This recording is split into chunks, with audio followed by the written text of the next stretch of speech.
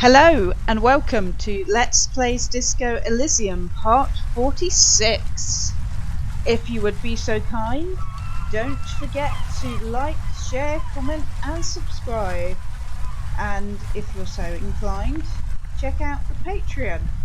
So, last time we had a rather disturbing encounter with Ruby, who it turns out, in terms of being a suspect, was a total dead end for the murder at least. Definitely on the hook for the drug running, but she sadly committed suicide rather than allowed us to take her in. But she did say a few things that made us rather suspicious of Plasia. Ratan! Now is the time! Time for what? Oh, you will see. It feels like the tie is rubbing itself against your chest, like a cat in heat. First the spirits! The blue medicinal spirits! Grab the bottle and uncork it! It is time to unleash the other world! Wait, right now? A woman just died, and do you think now is a good time to party? Ratan! Life and death are inseparable! There's a party when you're born, a party every year to celebrate that birth, and a party when you're put in the ground. Yeah? What's the problem here? Why shouldn't there be a party when you die? And besides, this isn't even about that. You have no idea what this is about. This is gonna be so off the hook. It's gonna be off all hooks. Slowly uncork the blue medicinal bottle. The bottle opens with a silent, mysterious hiss. The fumes rising from its mouth are as crisp as the northern winds. Now, Bratan, take me off!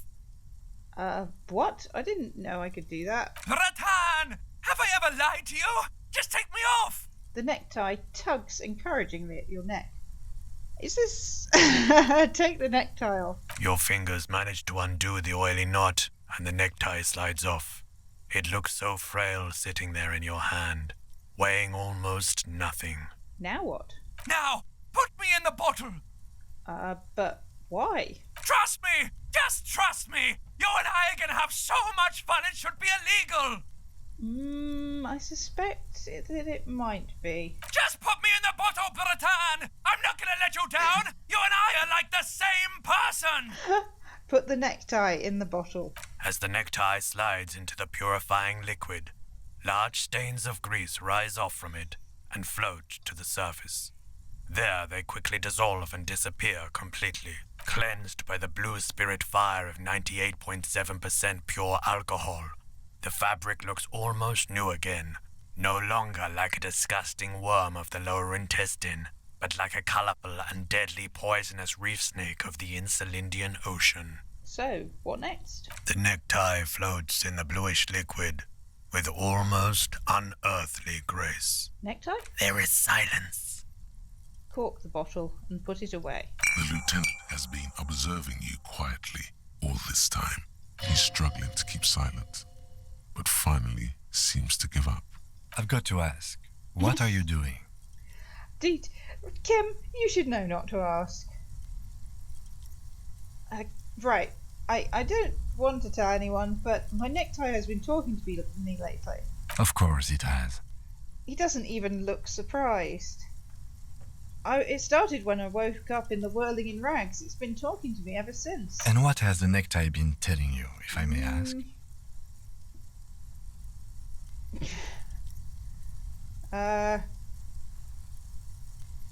It mostly urges me to party harder. Wonderful. Very useful. He doesn't actually believe it's wonderful. Okay, so why did you put it in the bottle? Because it told me to. Right, okay. Anyway, I'm glad you told me your necktie has been speaking to you. That must not have been easy. For a second, it looks like he's about to add something. We're all under stress. This is turning into a great big mess. I'm not judging. Just keep it together. Keep it together, man. Let's go.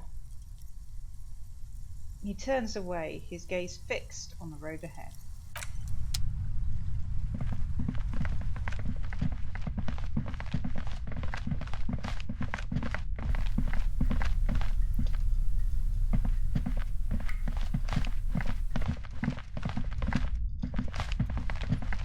Is this the right way?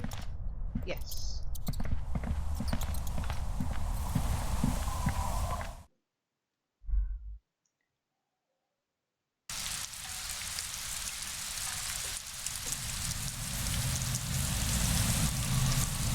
Okay. So I might go and talk to what's the name at the docks. I definitely have to go back to the whirling in the round. I don't know if we have anything else to do at the church. We should pop in. I hope we get to go and party there sometime. That would be appropriate. I am not going the right way. I need to get to the fishing village.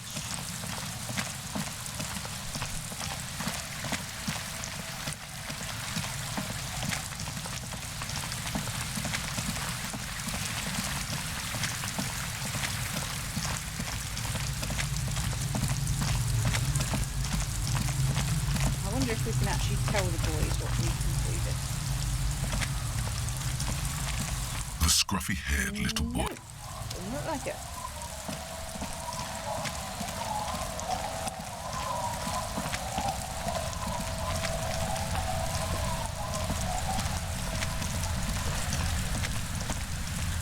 You're back. Good. What can I help you with? Okay. I'm not sure which of these options will bring us to the right place, so I might have to just try. So I've been dealing with Everett again. She's not even asking you anything. It's so easy to just say.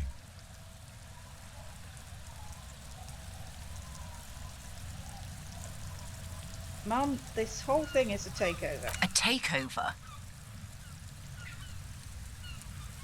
He has told me, in his own words, he's taking it. He'll also use the drug trade to finance the harbour. Taking it?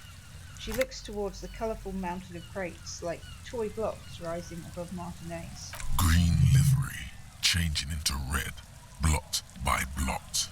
Like a cancer of the blood, metastasizing. Then we're talking about a war. Everett needs to let me into the harbour at once. We need to talk about this.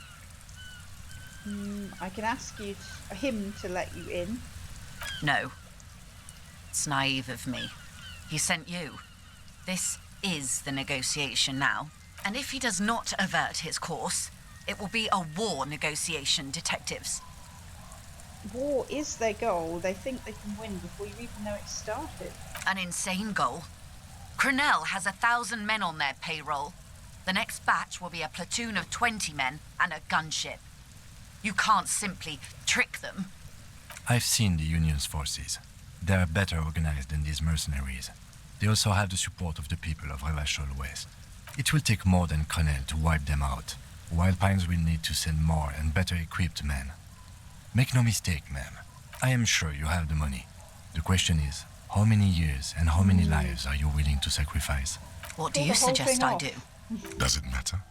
Or has her mind been made up for quite a while now?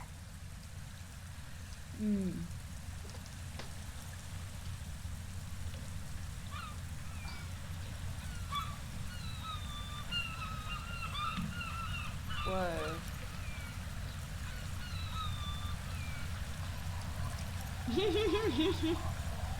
Firstly, will this even affect your decision-making process? Everything affects the decision-making process, detective. Officer?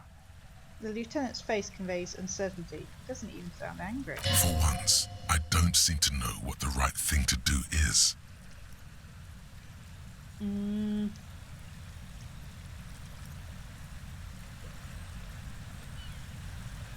Wow. I wish there was a disco option. I'm afraid we won't disco our way out of this one. No. Cut off the snake's head? Everett's pushing this. Like the previous leaders of the Union were assassinated. I suspect by Everard and Edgar themselves. She considers it. I admit there's some poetry in the idea, and like poetry, it's also useless. There would still be Edgar. Hey. They factored it in. The Union is them, and they are Martinez. So what are you going to do? What will I do? She says, slowly looking around. Her arms fall to her sides. Her spine relaxes. Did I ever tell you how they discovered this Isola? During our reality lowdown?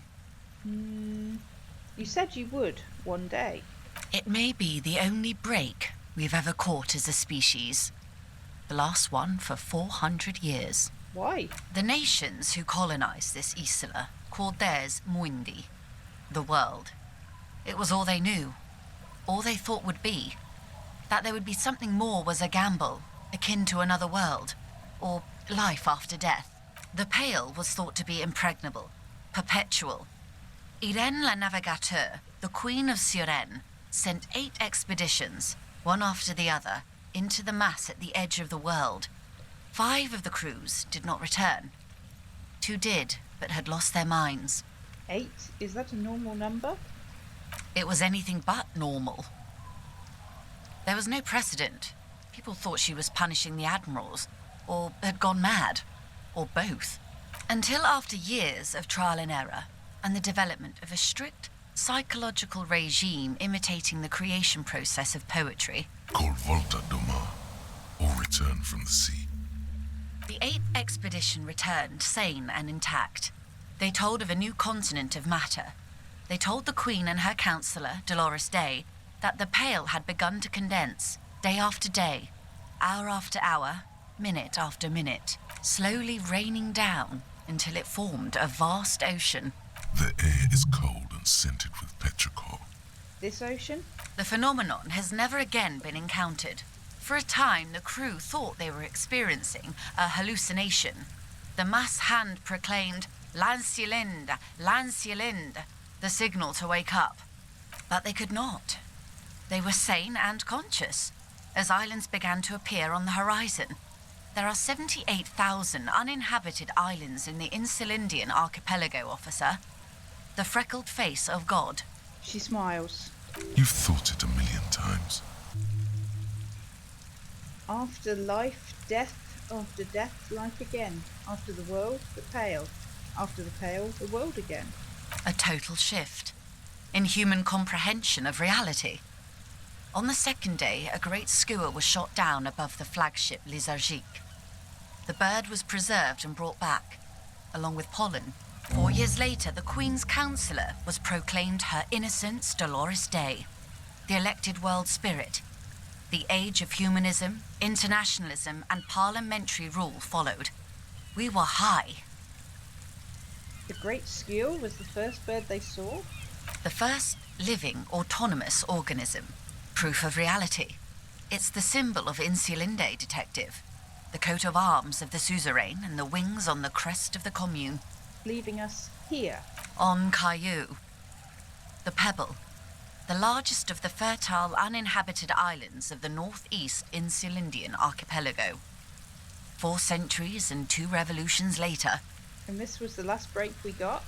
The nations of Mundi proceeded to discover 5 more Isolae. Or they discovered us.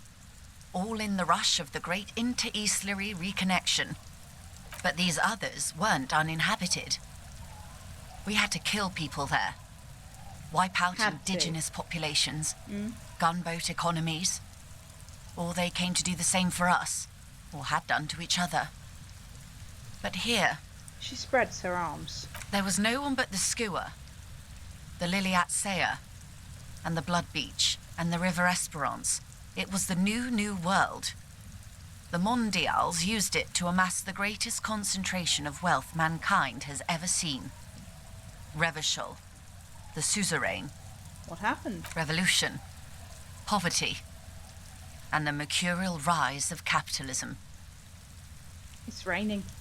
It is. Soon it will be spring and everything will blossom. She pulls the hood over her head. The gangs will run wild. taking motor carriages, ferrying amphetamines through Coal City. Spring is tough in Revachol. What will you do? I will surrender Terminal B to the Union. Is that within your means? She puts her hand in the rain. She's silent for a second. We will see. Ma'am, this may well unravel property law this side of the river. If that occurs, we may never see the end of this kind of confrontation. The next time there will be 2 strikes, then 4, then 100. He looks towards the harbour. What happens will happen. She takes the end of her rain-slick hand and starts untying the knot. The age of capital has only begun. I will talk to my employers in person. We will amputate and cauterize Martinez. If you handle the situation on the ground. You're going now? Yes, Mr. Clare has a 2-month head start. I can't let it grow any bigger. And I've exhausted all my options from here. We? She generally avoids that term with her employers. There are no employers. She's a member of the board. Probably a partner. You are the Wild Pines. There are no employers. You are the citizens' militia. There are no superiors. She turns to you, rope in hand. What? Of course I have superiors. That's right, Detective. And next time, you should confer with them before you go setting events in motion. Despite his words, he's not really sure whether to be annoyed with you or not. Events are already in motion. Whether your actions accelerated or momentarily retarded their progress, even the lieutenant cannot really say.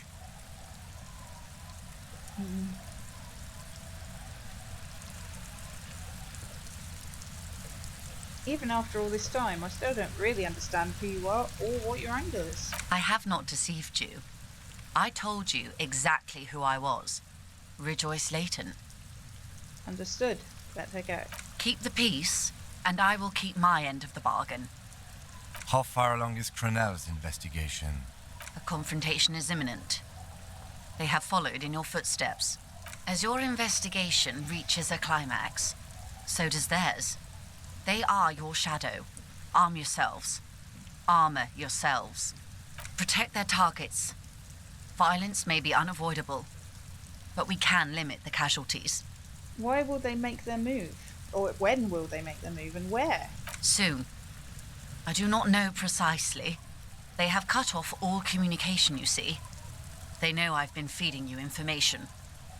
One last thing, Lieutenant Dubois. I've given the matter much thought and come to this conclusion. You're not an amnesiac. You're insane. Possibly I'm both, because I definitely can't remember things. I know, because I, too, am insane. Ah. I just hide my illness better. And I'm rich. How do you keep your shit together? The same strict psychological regimen the 8th Admiral developed when he crossed the Pale and discovered this Isola, the Volta do Mar. It's used by inter-Islary travellers and other troubled souls, even to this day. You could use a little of it yourself. I could. You're over-radiated? I'm overexposed, baby. My travels take me through the Pale dozens of times a year. I've got the longing, and I've got it bad. She points to her heart. She would die to return to it. The Pale, the past, anything one can return to. Isn't everybody a little insane? No, Detective. No one's as insane as you. Don't worry, madame. I am very sane. We'll balance each other out. Goodbye, nether creature of the forbidden swamp. Watch out for yourselves. They will strike soon. The And she's lieutenant gone. watches her boat grow smaller on the bay, its white sails fluttering.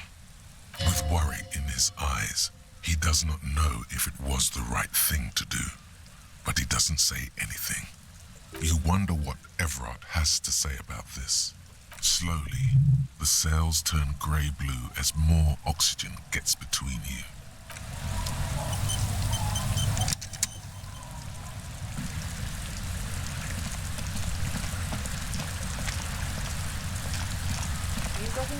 say? Aye, the sea's gonna calm down soon. I can feel it. The wind is turning southeast. What's on your mind, officer? Well, we're not going to even try.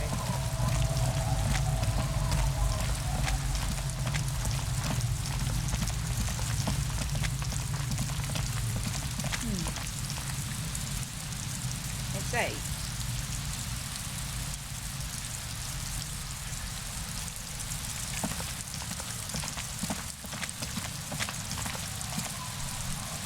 Just if we should like sleep before going back. Probably not going to help, is it? We could get like our health back up. Let's see if it will let us sleep. Because I just feel there's a trouble brewing. Well, we've been told there's trouble brewing. We should armour up. So let's give it a go. Will it let us sleep? I'm afraid we don't have time for rest stops right now, officer. We should really get back to the whirling. I need my last hit point back. Give me my hit point, damn it.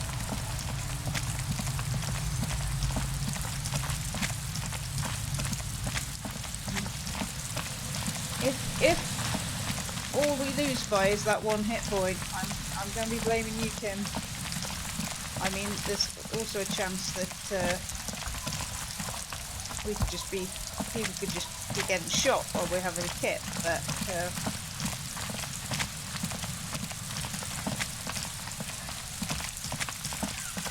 I hope that isn't the case.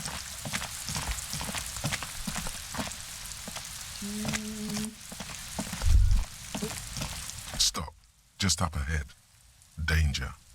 You are prepared. Don't put away your friend. Your weapon. Okay.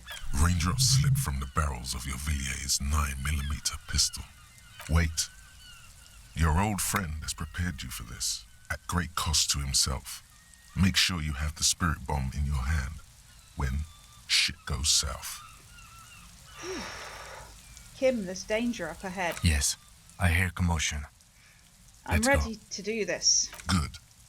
Be ready to take damage. Ready to take damage. See, I'm not ready to take damage.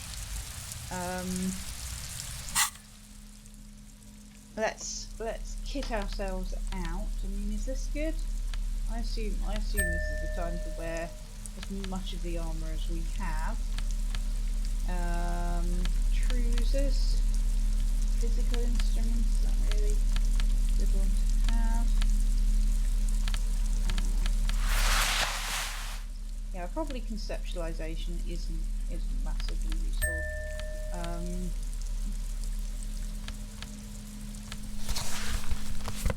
Empathy and hand-eye coordination, not bad at all, but that one gives us pain threshold and arc-light.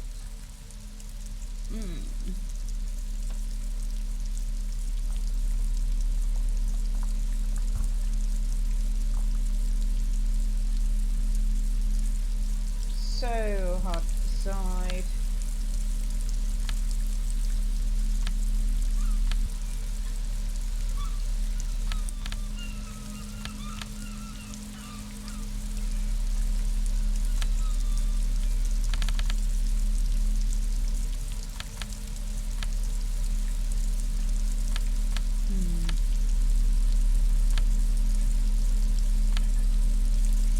Authority hat?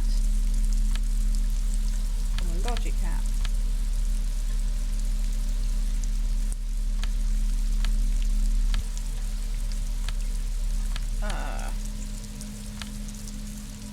Reaction speed, is that going to be important? Oh, I just don't know. Probably all of these things are going to be important. I might want to up some. And go and up some of my stuff.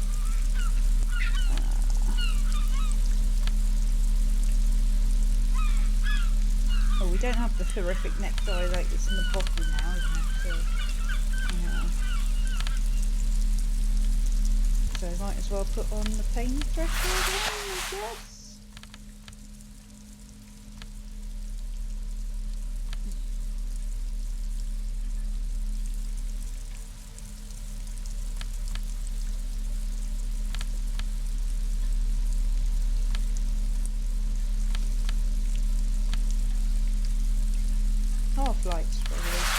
glove side of things, isn't it? But, so we just decided what cool glasses we might want. Save or fair, no good. That's complete rubbish. We need glasses that volitional logic, that needs less authority. Let's put on the cap. We'll put on the RCM cap. Look like a policeman. And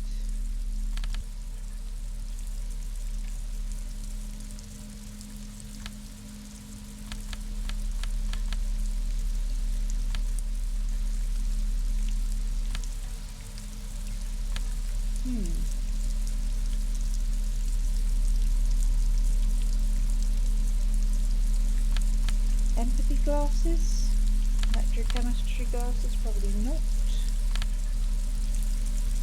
Don't want non-empire.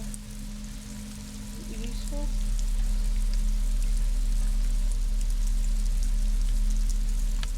Pop FM. Sea Monster's Soul.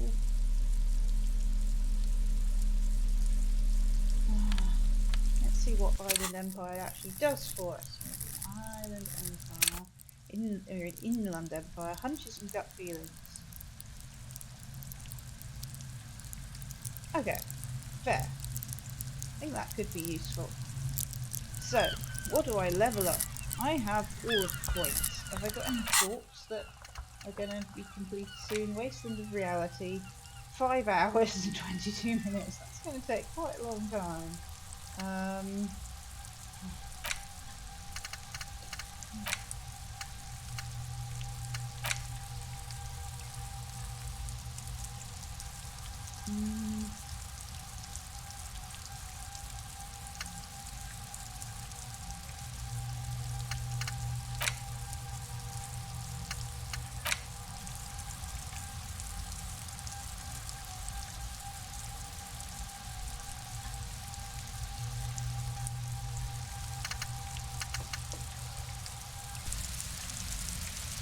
Let's just put some points into something.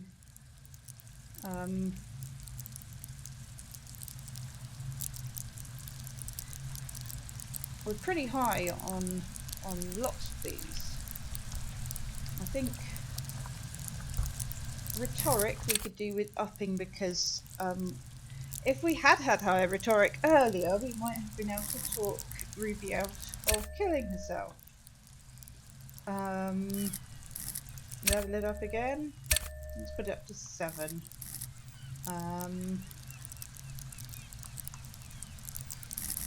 Volition is hold yourself together, keep morale up.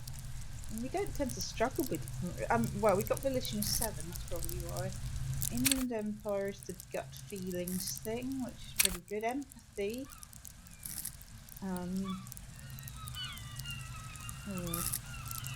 Whether we should do reaction speed and hand-eye coordination. Right, we actually got pretty good physical skills. Physical instrument, how actually strong we are and healthy.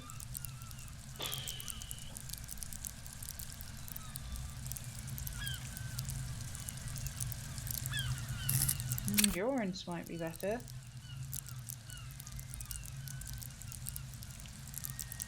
Take the blows, don't get let the world kill you. Put our endurance up.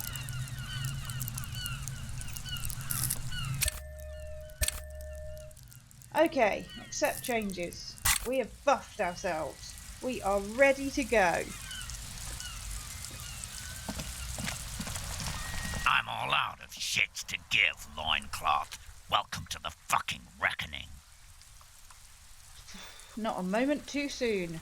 Put your damn gun down. People are gonna get hurt. We need to talk this through. All right? Titus remains calm. Shut up! You're not gonna talk yourself out of this, loincloth shit fuck. This is the mercenary at the gates. His chest rises and falls under the ceramic breastplate. His fingers reach for the butt of his sidearm. Kim, what's going on here? Shh. The lieutenant raises his left hand. This is a misunderstanding.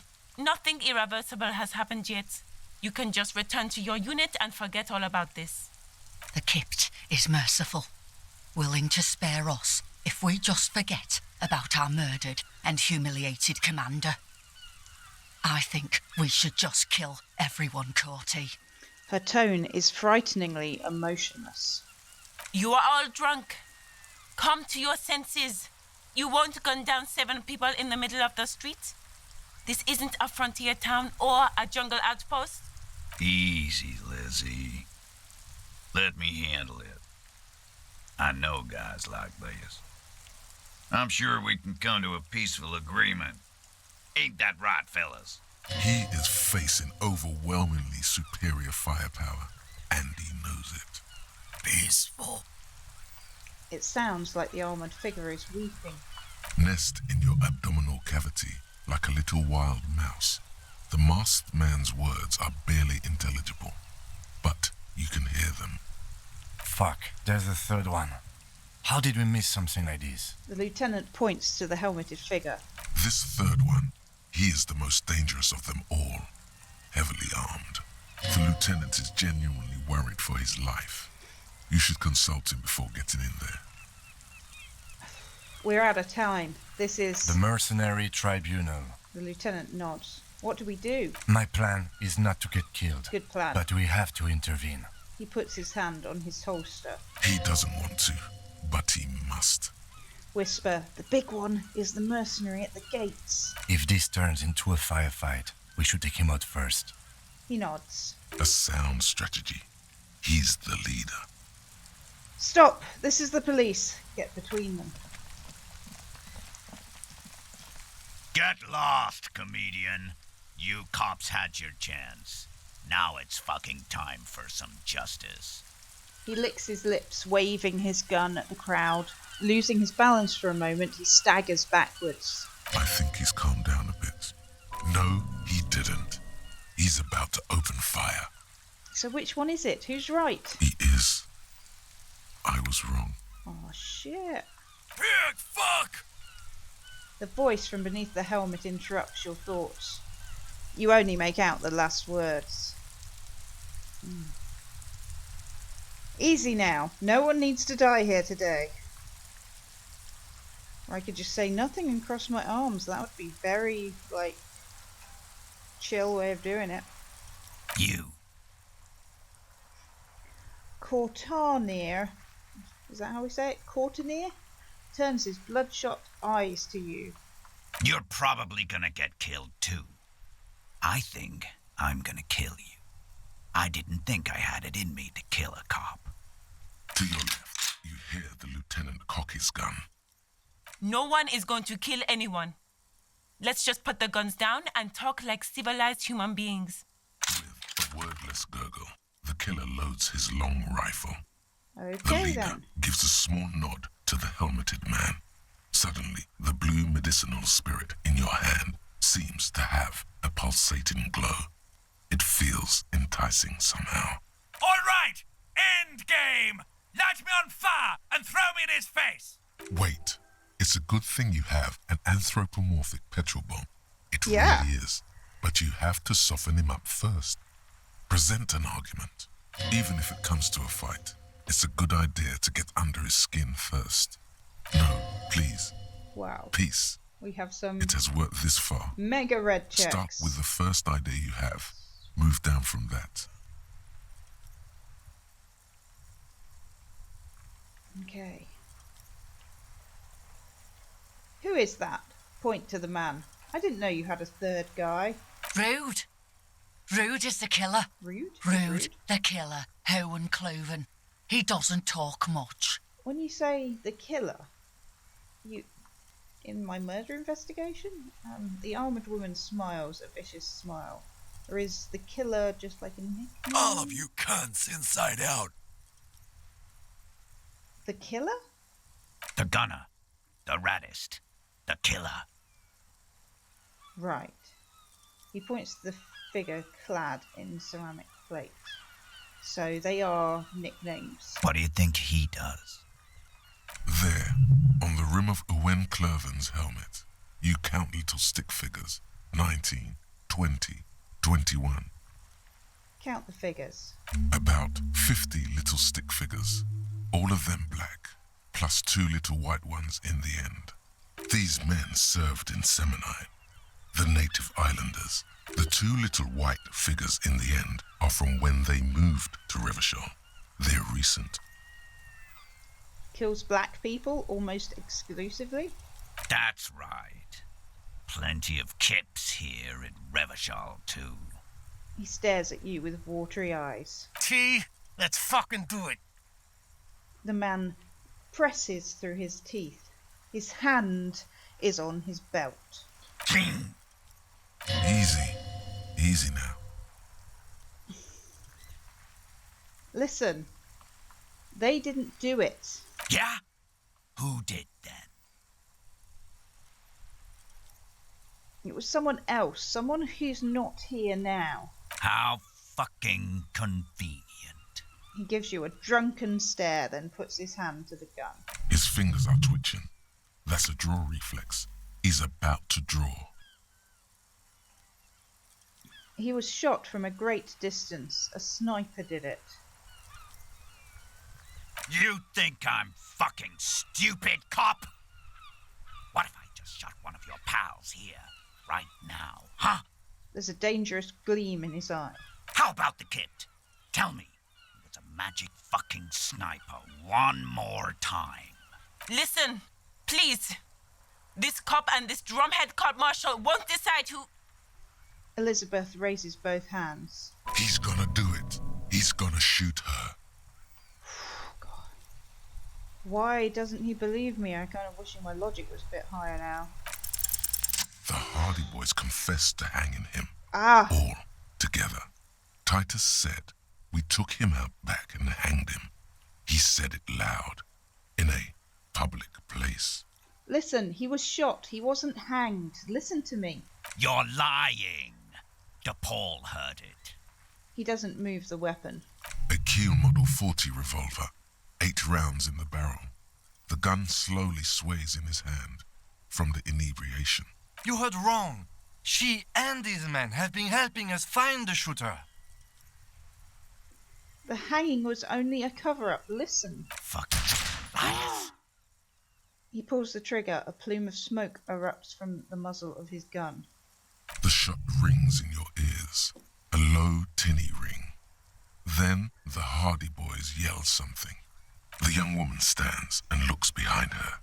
The shot has flown over her head, crashing a small pane of the glass window behind her. I missed. The man looks at his revolver and smiles. Not true. He purposefully over-aimed and shot the window. You had him second-guessing himself, only for a second. Do not assume he will miss the next time. I know what I heard, Corty. They said they killed him. They said it was a good way to end a Sunday night. The radio officer looks at him. That doesn't sound good. You need to change the topic now, or there will be another shot.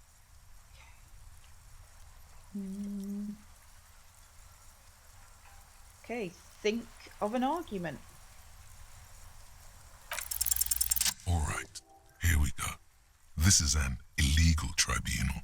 Cranor would never sanction this. Who's the commanding officer? Take your pick. You only have time for one argument. Choose wisely. Oh.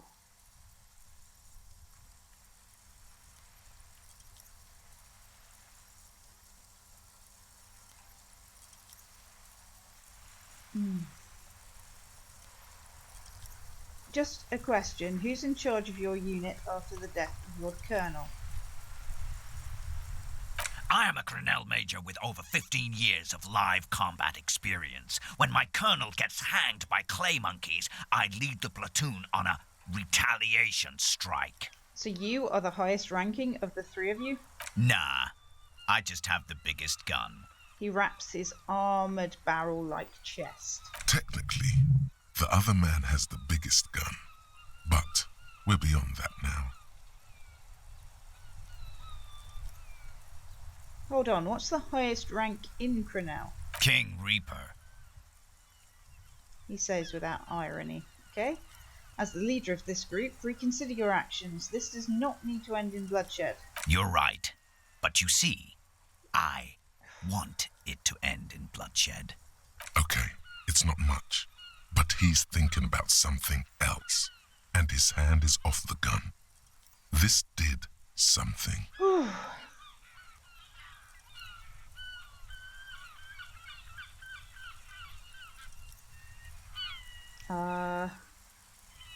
Okay, you're all drunk. Look at yourselves. Yes.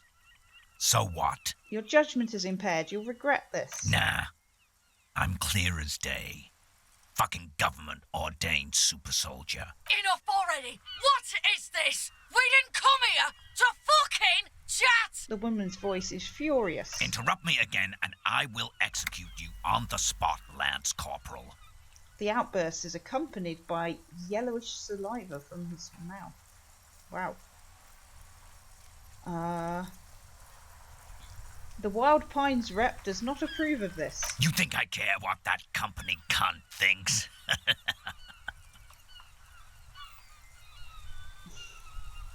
She is gonna be mad when she hears about this. She's fucking gone. She fucking sailed off. You're alone. The shout echoes back from the whirling windows. Well, he's not wrong there. Stay cool! Don't do anything stupid! Titus shouts to his men in the background. The company bitch is gone. Laylee's gone. Fuck are we still doing in this shithole? He looks around, tired suddenly, sad even. Guys, I just get in the way. I don't even have a gun. Hold your ground. Any more of you run, I'll shoot you myself. We're doing this together. Titus turns to his men as the other one runs out of the yard. They're afraid, all of them. Trembling reeds in the wind. They'll run, scatter soon, one by one. No, the rest will stay. They will hold their ground. Which one is it? Even if it means dying here with you. Right. Where's Klasia? She can explain this. Who the fuck is that? Glacia, the woman upstairs. Where is she? She left.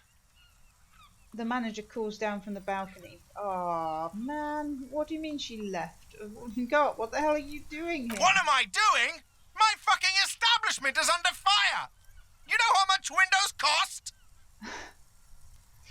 You're gonna, stand between their bullets and the windows? Do you mean she left? She left. Her room's cleaned out. Right before these assholes showed up. We should have arrested her.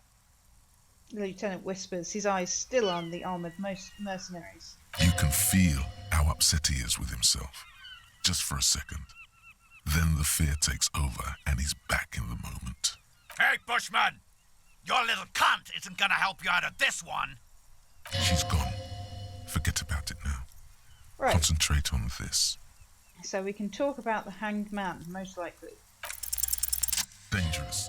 Ask about him first. You don't want personal facts about his dead friend coming out of your mouth. He has to start it. Alright.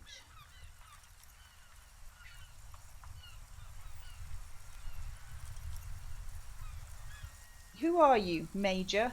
A Major?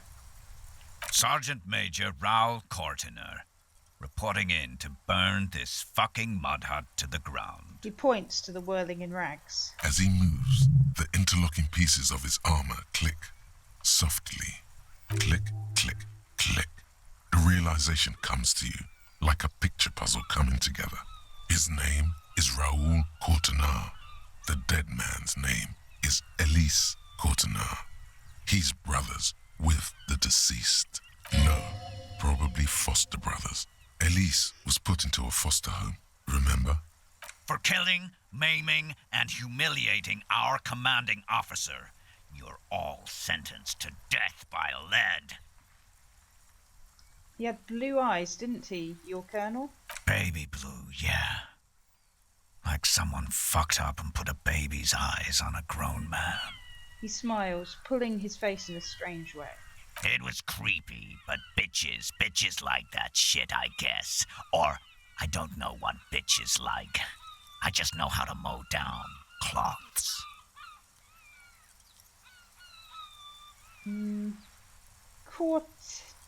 Cortenier, or however you say it. I know that name.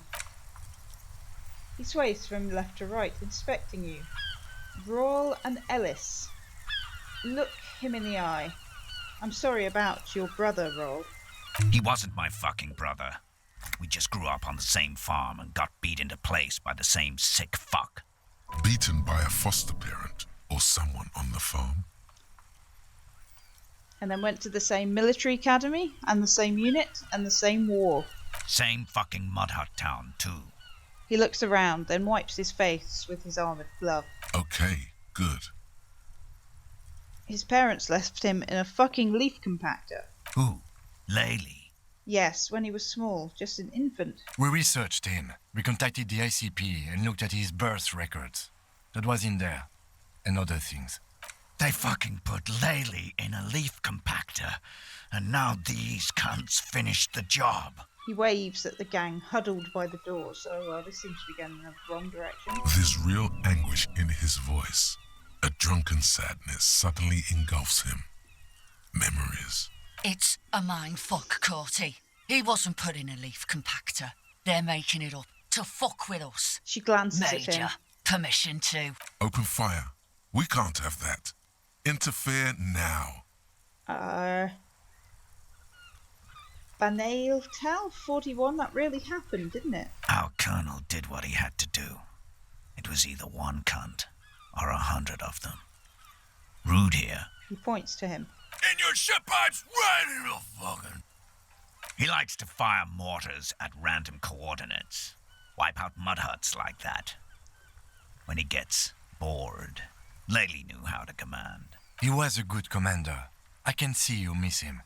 Oh yeah. He would have commanded this fuckhell way better than I did. But that didn't happen. Because Hayseed Bill and Kipty the Kipt here... He points to Titus and Eugene. Fucking murdered him. Had him stink the village up for 2 weeks after.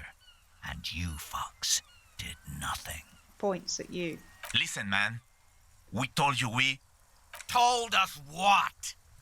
What did you say? Who said that? Tattoo fuck. You'll die first. Listen, you're Lily. Everyone says good things about him. He was a talker. Fuck do you mean?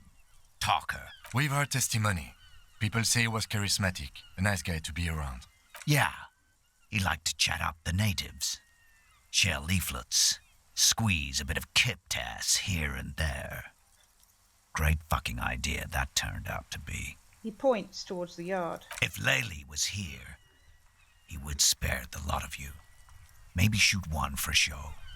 But me... He points to himself. I'm not a big fan of public affairs, clay monkey. I'll gun every one of you down for what you did. Ready to open fire, Major. At your command. This one isn't used to being suited this long. She's uncomfortable. We'll open fire just to hurry things along. Okay, your brother did not deserve to go out like that. I promise I will find his killer. Find his killer? Cop, his killer stands right there. He waves at the Shitting men his behind pants, you. And you're standing in the way, protecting them. I know what this tactic is, Silo Sam. You're gonna die for them. Right here. Today. He stares at you, eyes pink with alcohol. Fingers tapping the pistol. Big talk, but that leaf compactor won't leave his mind anytime soon. It's a small thing, but it got him off center. Okay, I think we've got a very good chance here. Light the spirit bomb and launch it at him.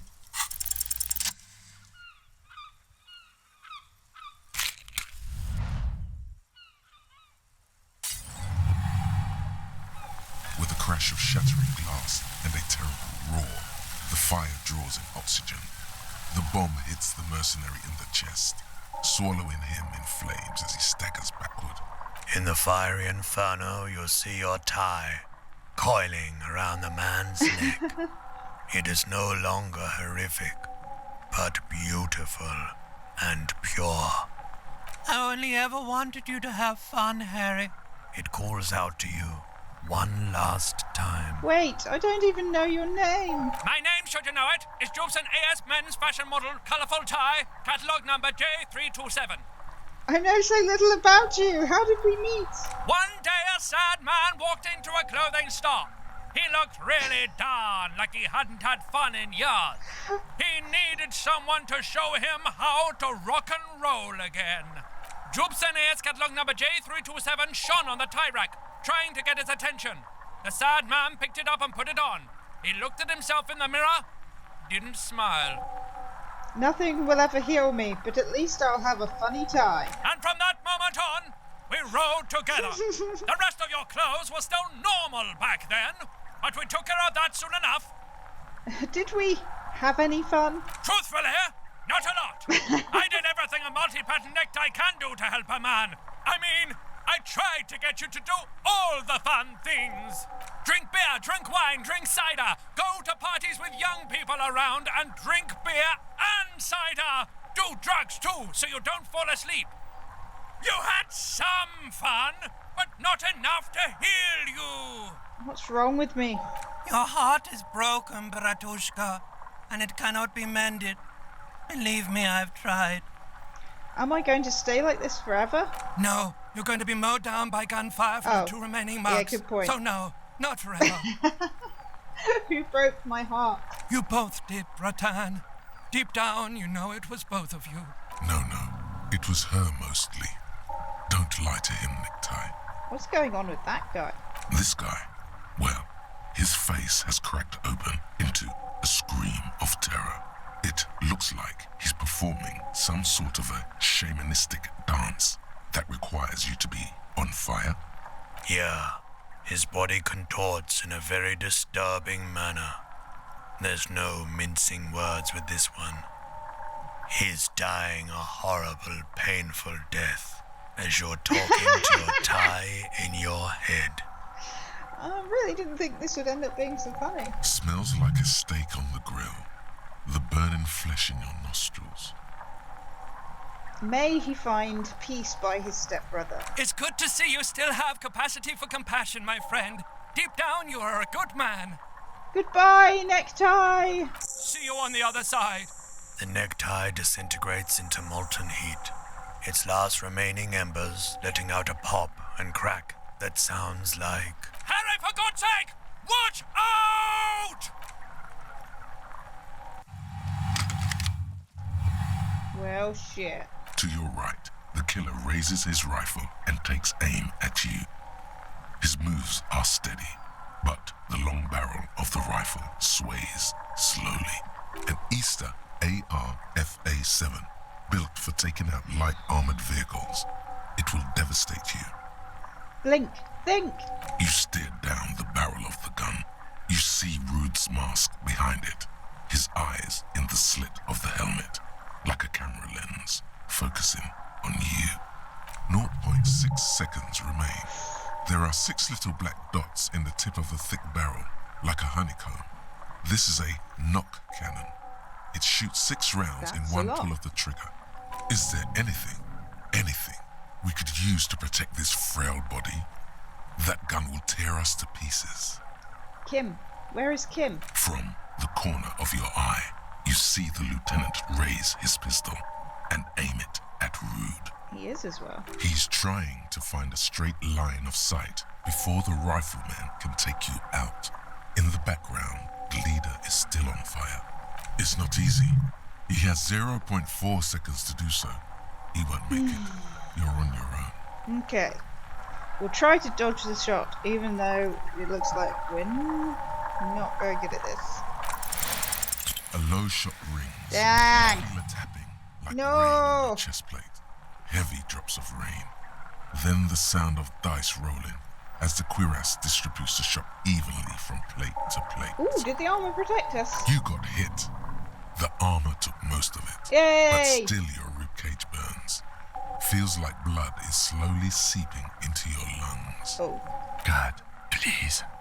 The lieutenant says quietly, without trembling. He aims, face pale. He's aiming for the eye slot in Rude's helmet. Wow. An That extremely is. difficult shot. He has to. The rifleman will fire at you again. 2 shots ring at once.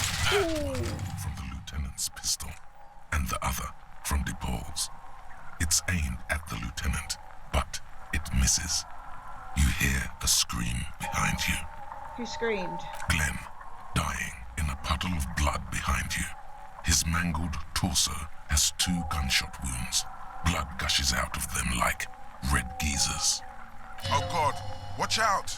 You see 2 crazed eyes stare at you through the burning meat and the flames. With his face boiling off, the man raises his pistol at you. Then he squeezes Look the the trigger. burning man in the eye? The look of vengeance framed by melting skin. This is the last thing he will do on Earth, but he will do it. He will end you. Here it comes. Death. Well, we can try to evade. That's kind of what I expected. Oh.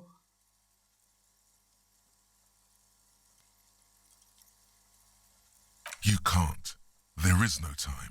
Something inside your pelvis explodes. Your entire lower body is on fire and your legs can't support you. You fall down like a rag doll. The pain is too immense to scream. It pushes the air out of your lungs. Everything goes dark. A distant blur as you recede into it. Listen through the darkness and the pain. The Hardy Boys are screaming, fighting, Oh, no. dying. Someone jumps over you. Nearby gunfire shatters glass. Stop! The cop! Protect the cop! He's down! Oh, Titus! Touch your lower body. Feels slick and warm with blood. The pain is too strong to know what has happened there. Even clutching to your consciousness takes everything you got. What parts of me are missing?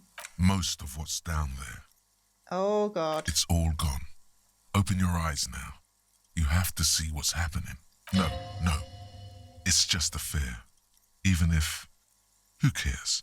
No one wants you anyway. Try to open your eyes. What do I see? Nothing. A persisting darkness. Dancing lights of pain. Distant shadows cast by them. Like a hellish play. You're bleeding out. Out of it, a silhouette appears, crouching over you. You hear a familiar voice filled with urgency and fear.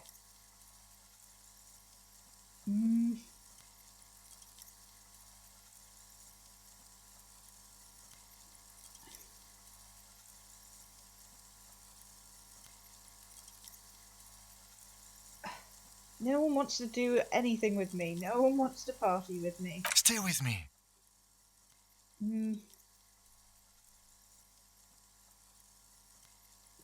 Everyone is so evil. Yes, keep talking. You hear me? Stay awake. The lieutenant pushes down on your wound hard. But you can't. It's so hard. Your eyelids grow heavy, and the sounds ever more distant. And a cold comes over you. The lieutenant, too, is somewhere far away, almost gone, when suddenly you sense something behind him, a slender white shadow towering.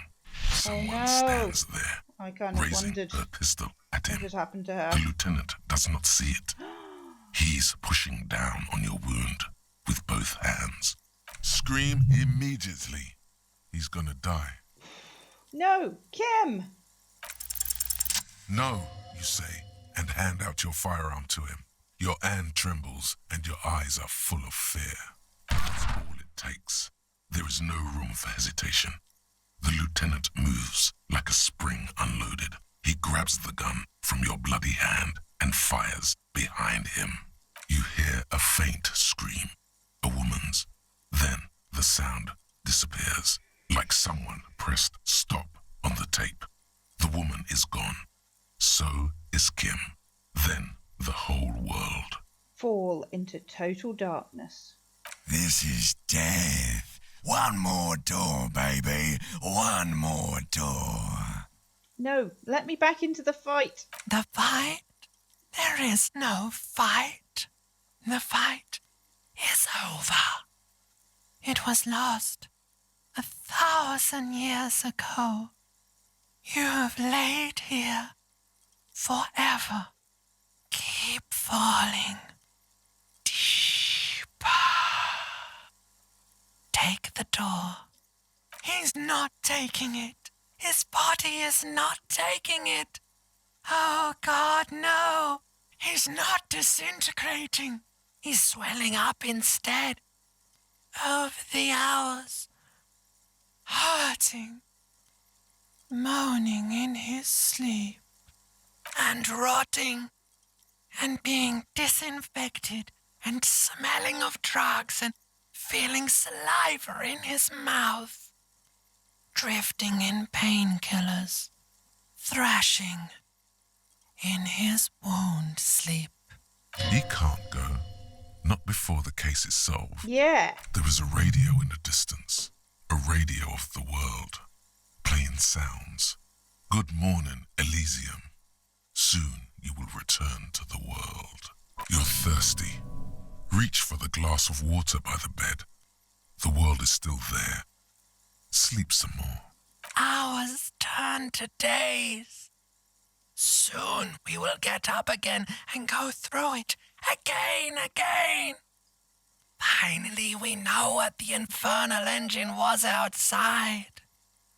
The clarion call. The engine of a caprice kinema.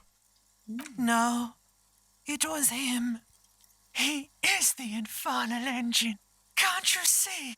He never stops. He only gets worse.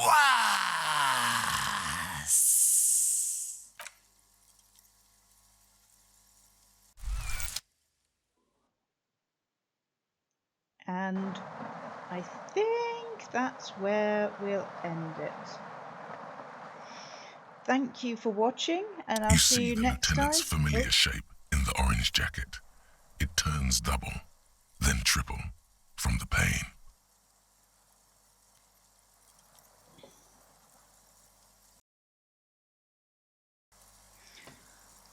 Thank you for watching, and we'll pick this up next time on Let's Plays Disco Elysium. If you'd be so kind, remember to like, comment, share and subscribe. And if you feel so inclined, go and check out the Patreon. Thank you for watching, and farewell. Thank you to my epic patrons who make videos like these possible. If you enjoyed this content and would like to see more, don't forget to subscribe.